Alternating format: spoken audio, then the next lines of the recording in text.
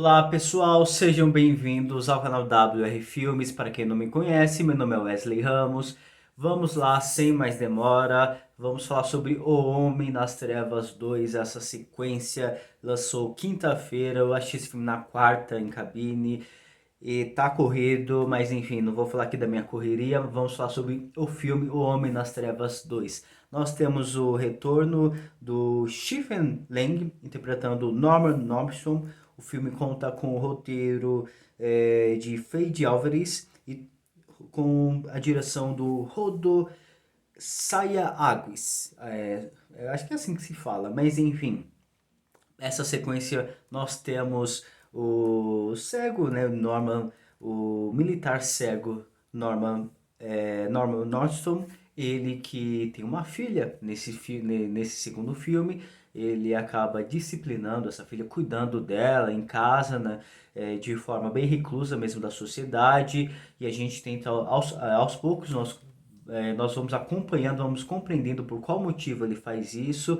É um filme bem interessante, tem algumas coisas, alguns pensamentos bem interessantes. Uma das coisas que eu mais gostei dentro desse filme é o roteiro, é a história que foi apresentada. Claro, é uma história bem, para mim, é bem arriscada, pode trazer algumas discussões, alguns debates, mas enfim, é um filme de ação, é um filme de suspense, então é um tipo de diálogo muito limitado. O objetivo do filme aqui é trazer uma experiência cinematográfica.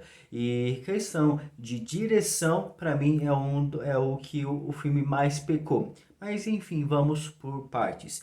Nessa nova história, nós temos a personagem Phoenix, que é uma garota, uma criança que começa o filme aos cuidados do Norman Norberson. Ela é filha dele, ele educa a filha em sua casa, não só nos estudos, que é algo habitual dos Estados Unidos, as crianças estudarem em as casas, isso ser normal, mas de forma também a sobreviver na sociedade. Então eles fazem uma espécie de caça.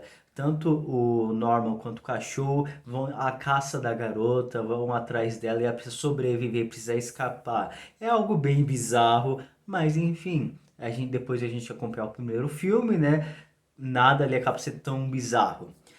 Enfim, e só que ela tem um passado, mostra um pouco mais do passado que deixa a gente, inclusive, sem entender o que está acontecendo. Afinal de contas, a mãe dela, né, acabou morrendo em um acidente, a casa pegou fogo, os dois acabaram se mudando. Então, o filme ele entrega algumas migalhas ali no começo do filme que são bem interessantes. Por questões de história, é bem interessante. Mas eles acabam sendo perseguidos, ela acaba sendo perseguida, alguns caras entram e invadem a casa deles em busca mesmo dessa garota, em busca dela, e é aí que nós temos a trama. É, com esses bandidos, esses sequestradores, entrando na casa do Norman, entrando na casa da Phoenix em busca da garota, e a gente tenta entender por qual motivo, o que que ele quer, quais são as suas intenções. E é o filme que aí começa o diálogo. Afinal de contas, o Norman, ele não é um cara do bem, não é um cara 100% bom, ele tem ali as suas maldades, ele faz coisas ruins e isso a gente consegue compreender lá no primeiro filme. E nesse segundo filme, basicamente, ele que é o antagonista, ele acaba enfrentando outros vilões, né, que são esses sequestradores.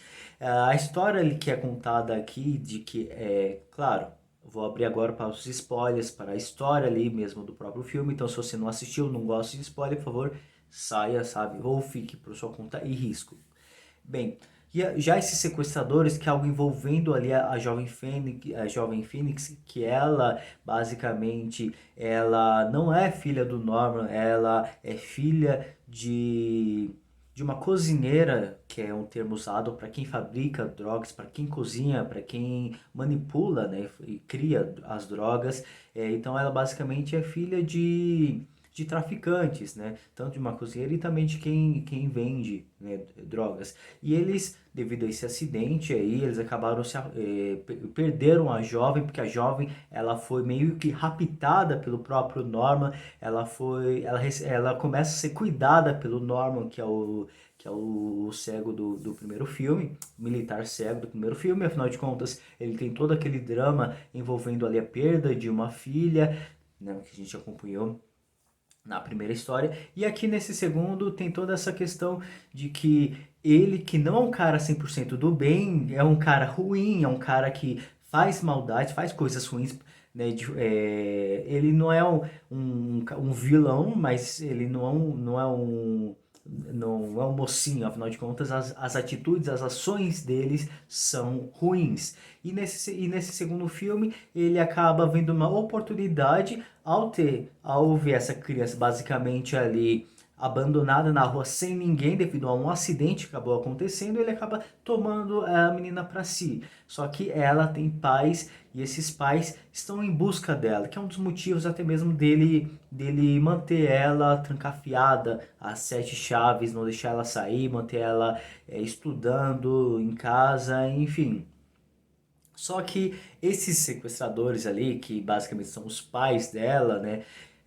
A gente acredita, a gente pensa que eles são as boas pessoas que estão a fim mesmo de recuperar a filha, mas também tem segundas intenções, que é aí que tem toda a jogada mesmo das questões mesmo envolvendo o filme, questões dos vilões, antagonista, vilão, até mesmo a questão da própria paternidade em jogo. Afinal de contas, os pais eles não estão em busca da filha de forma mesmo a ter a filha de volta. Basicamente, eles têm umas segundas intenções. E aí que é toda a jogada mesmo do roteiro, questão da construção da história, questão de quem realmente é o vilão, quais são os interesses deles com a própria garota, se é para se importar com ela ou se importar consigo mesmo. É bem questão disso que o roteiro conseguiu ali extrair. Mas é claro, não é um filme para não é um filme para ficar se não é um filme para tirar algo para a vida. É um filme baseado em ação, suspense, e aí que tem o problema da história. No primeiro filme, a direção ela foi muito ousada, foi muito criativa, utilizou a fotografia a favor. Tem as cenas de baixo lá da casa, no sótão, no sótão, por um, eu esqueci qual que é o certo, mas enfim, que eles utilizam ali uma espécie de câmera no qual visão noturna, uma espécie de visão noturna, uma câmera ali em visão noturna, e a gente acompanha ali os atores todos com os olhos arregalados, sendo que eles que foram gravados no completo breu, no completo escuro.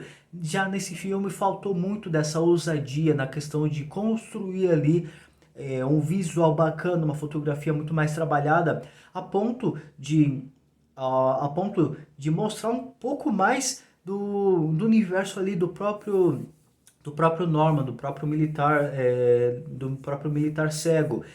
Também da questão de trazer uma fotografia, trazer uma construção da cena a ponto de favorecer a ação, a favorecer o suspense. É um dos maiores fracassos mesmo do próprio diretor nesse filme, é não saber usar não saber reaproveitar o que foi bom no primeiro filme, ele ter se beneficiado ali do sucesso, ter se beneficiado ali do dinheiro, do orçamento maior que teve nesse segundo filme, e para trazer um pouco do que foi bom no primeiro e tentar ser um pouco mais criativo visualmente, mas aqui ele acabou deixando de lado qualquer tipo mesmo de brilhantismo visual e partiu mesmo para o simplista, o mesmismo, e foi uma das coisas que mais me decepcionou nesse filme.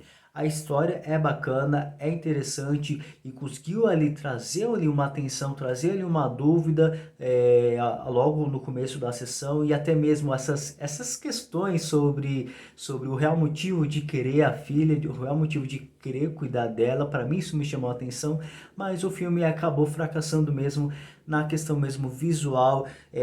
As cenas não foram muito bem elaboradas, não foram muito bem dirigidas, parece que tiveram problemas ali nas gravações, na montagem, a câmera não é muito bem posicionada, inclusive tem uma cena bem interessante que é quando eles estão em busca da garota dentro da casa. A garota ela recebe esse treinamento de fugir mesmo de sequestradores. Ela foi treinada ali pelo pai. Só que a forma como a câmera ela se desliza ali em um plano sequência ali é muito bacana, é muito deslumbrante, é legal. Mas tem certos momentos em que simplesmente a câmera mostra o nada.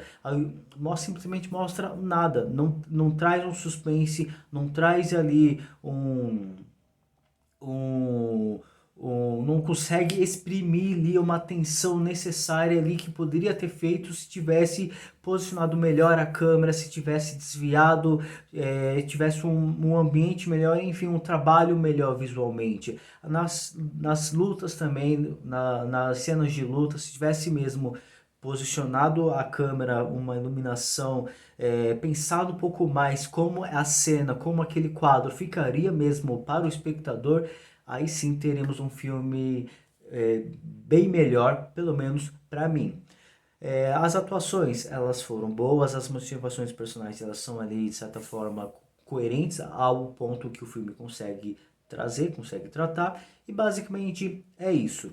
É um filme que tinha potencial para ser visualmente bem bacana, a história ela é interessante, as atuações são boas, e tem essa questão sobre um terceiro filme, O Homem nas Trevas 3. Não sei o que pode sair, afinal de contas o segundo acaba sendo bem inferior ao primeiro, mas vamos ver o que pode sair por aí. Afinal de contas, é um bom filme ainda, é um filme que você consegue entreter, consegue trazer um bom entretenimento para quem assiste.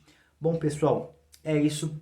Curta esse vídeo, assine o canal, se inscreva, compartilhe. Acesse lá também o Instagram do WR Filmes, tá bem bacana o trabalho lá. E é isso, pessoal. Muito obrigado. Até a próxima. Tchau.